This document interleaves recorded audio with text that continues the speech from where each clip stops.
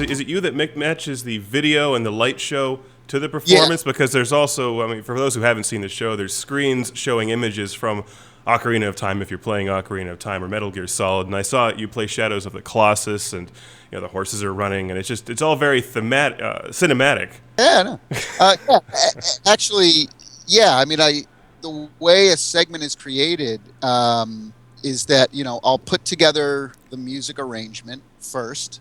So if I'm working on Street Fighter 2, for example, I kind of decide early on: is it going to be more of a rock thing with guitar? Is it going to be an orchestral thing? And the orchestra is always involved, but it's going to lean heavily on because something like Street Fighter 2, dun dun dun dun dun dun dun dun dun dun dun dun dun dun dun dun, that's, to me, that's a rock tune, right? An orchestral rock tune, Yeah. a symphonic rock tune, and so once I kind of decide what characters, okay, now what's the most popular songs from that franchise, and I kind of do a lot of research online. I'll ask people on our Facebook page. I'll take I'll take polls and things like that. I'll go on YouTube and see which songs have the most views. And then I kind of structure the arrangement.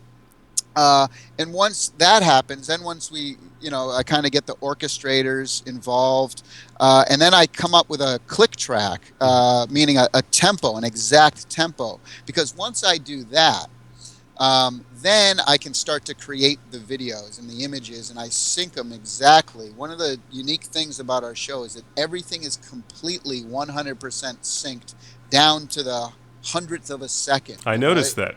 No, like when the timpani player hits the thing, something just happened on screen at that exact moment, and with the lights and everything. So once the tempo is locked into place, I then start to create the video. And so that's myself, and sometimes I'll work with the actual game developer. So if I'm working on a Metal Gear Solid piece, by the way, for example, a lot of times I'll work with my buddy Hideo Kojima, the guy who created the game, and kind of get his input. What's your favorite screen? Same thing whenever we do a Blizzard segment or a Halo segment. My buddies over at Bungie will help me kind of create.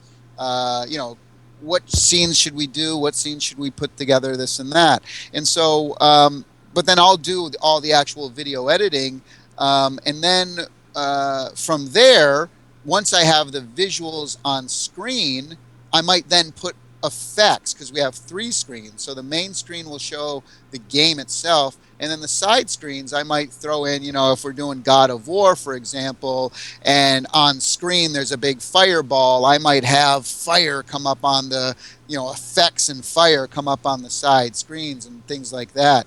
Because we have like all HD cameras. Yep. And jibs and things where people come up on stage. So I might design it to where I say, okay, this part is a really important horn part. So I want, the jib arm, the camera arm to start to zoom in on the guy at this point in the song. And then I'm going to put up fire on the screen so it looks like he's playing the horns with fire in the background, So I kind of do the effects at that point. And then once I have those visuals, then I sit down with my lighting designer and I tell him, okay, this is God of War. Lots of red and yellow and orange and fire and brimstone, and Yep. And so start to kind of design, and hey, let's pretend like these things are on fire, and how can we make it look like the lights are doing fire around the entire theater. And then on certain hits, I want certain booms and the lights to switch and change. And so everything's completely synchronized to a computer. So, and then everyone in the orchestra has a click track, a little headphone, a little over-the-ear headphone, similar to this actually, but on one side, and it plays a click track. So when the conductor's ready, he looks over to our video guy, and he says, "Okay, I'm ready." Or he actually has a microphone. Our conductor wears a microphone, and he has a foot pedal system, which we developed. And so at any point, he can talk to our guys backstage, but he can also talk to the symphony right in their ear. So Oh. performance, he might say, if somebody's like not playing loud enough, he can specifically get right in their ear and go, hey, can I a little more timpani or a little more horns, and he does that with hand gestures as well, but he can get really specific also, where he can get literally talk right into the guy's head. And if Beethoven were alive today, I think he'd be definitely doing that too. And you play But guitar during the show as well, right?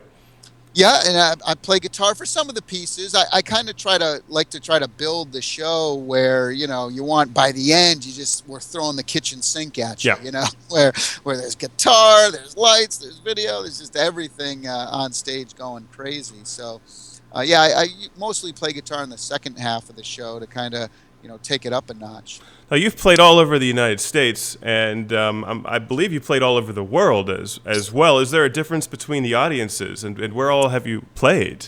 There really is. I mean, to tell you about some of the countries we play in. And one more thing before I go into that, when you asked about kind of creating the set list, one thing Yes. I just remembered is that one of the things we do as well is that I want the audience to actually pick and decide what we want to play as well too. So we do that through our Facebook page. So on Facebook, I'll create an events page for each city or country that we go to.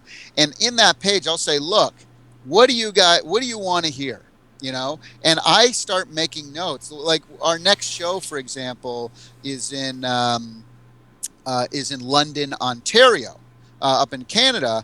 And if you go on that events page on our Facebook page, you can see people, and I interact with people all the time, and kind of telling them, asking them what songs, what versions do they want to hear, and this and that. So that's another way we create the set list, is by actually going back, seeing what I've already done, but really asking the people who are going to be at the show, because it's for them. And of course I throw in some surprises, but And people can find that on Facebook just by searching for Video Games Live.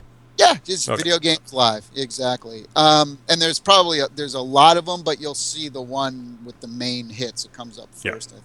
But you'll see the Video Games Live seal. But anyway, so yeah, we've done a world tour again for 7 years now, and we've played, of course, all over the U.S. and Canada, Mexico. We've been going down to South America for 7 years now. Really big down in Brazil. Gone there every year since we started. But we've played Korea, Japan, China, Taiwan, Singapore, Malaysia, New Zealand. We've played all over Europe, even places like Ireland and Poland and Portugal and Spain, of course, London and Paris and Germany, but even some of the more unique places like Wales and this and that, and wherever we go, I mean, it's crazy. It's big audiences, much excitement, and that's really rare, I think. I think it says a lot about the video game industry and the people who appreciate video game music, because I mean, a band that's like really popular in Korea may not be able to play in New Zealand. Yeah. Somebody who's really big in Germany might not be popular at all in Mexico, and so for video games to kind of, it doesn't matter what country you're in, it doesn't matter what age you are either, it doesn't matter if you're a male or a female. A lot of people say, oh, it must be a bunch of sweaty teenage nerds who come to your show, kids, men, between 18 and 25. Now, you've been to our show. Guys, there are ladies at the show. It's 50-50, easily. Exactly. That's Yeah. what I tell people, and no one believes me except people who've been to the show. Half the audience is female. Yeah. Okay. And I would say about 30% of the audience are non-gamers. Yeah, my wife went and she loved it.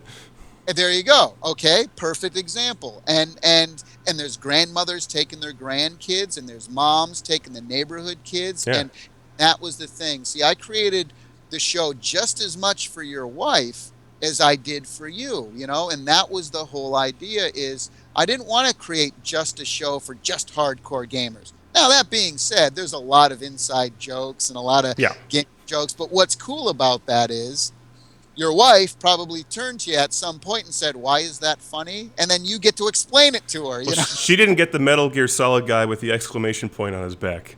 Right there. So I had to explain that to her. But why is there a moron running around in a box? I don't get this. So that's the kind of stuff that's fun to again, I do that on purpose because I want the crowd to be talking. I don't care if they're talking during a performance. I want there to be buzz. I want there to be excitement. I want there to be mystery. And then your wife probably went, "Oh, that's cool then that they just did that." She loved it.